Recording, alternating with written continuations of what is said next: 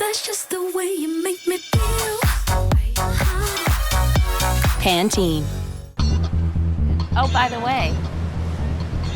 Yes! That's what I'm talking about. Nope. Issa Rae is everywhere these days. Season 3 of her hit series on HBO, Insecure, her first Emmy nomination, magazine covers, talk shows, red carpets. So how did she get here? We're about to find out.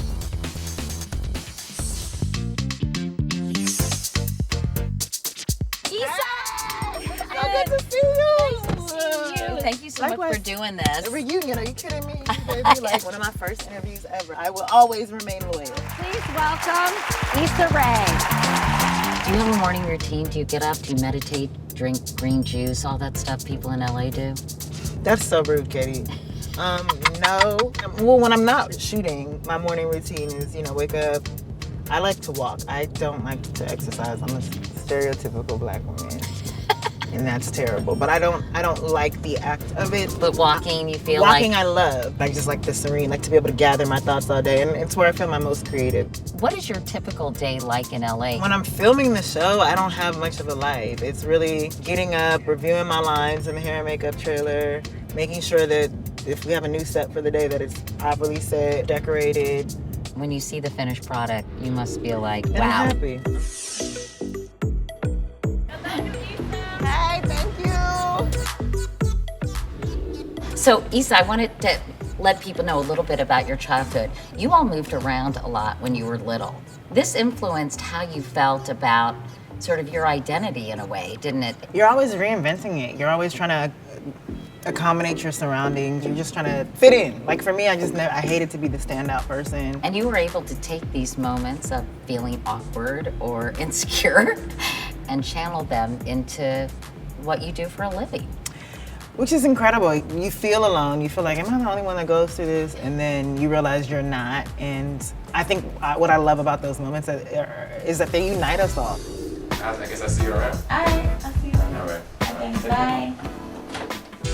Dorm Diaries was the first web series I ever did at Stanford. That's when you learn I have the drive, I have the creativity, and I've got the internet. I've got the internet, and the internet has changed everything. Why am I awkward? Hey. Oh, okay. Oh. Where did you get the idea for Awkward Black Girl? Just from your own life, right? Coming out of your mouth saying that to me sounds so sad. Just because you had a tragic, awkward life, right? Yes.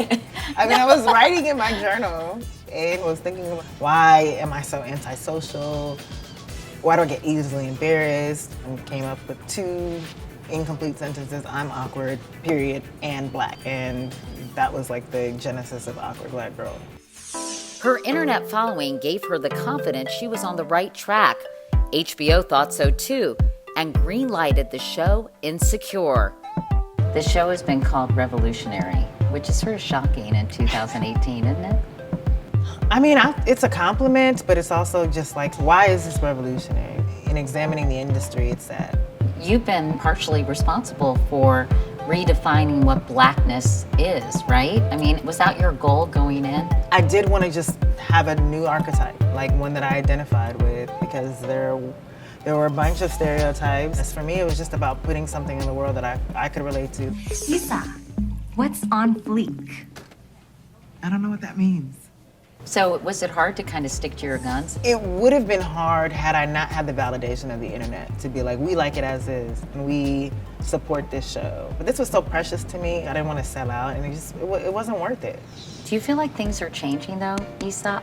Yeah, and they're seeing that there's a need and there's a want, and that we do support. Like, we're holding on. We're like, we can't let this be just an isolated moment. We have to make sure that this continues, and that's what feels so powerful and different about this moment in time. A lot of the attention on the show was based on your relationship with Lawrence. Mm-hmm. Were you surprised that people went crazy over that relationship? Beyond surprised. It also made me realize how much we lacked seeing like a regular black relationship on television. I don't want to just sit on the couch with you for the rest of my life and wait for something to happen. What is your advice for women who want to get there? to work with other women who want to get there, who are in lanes that complement you.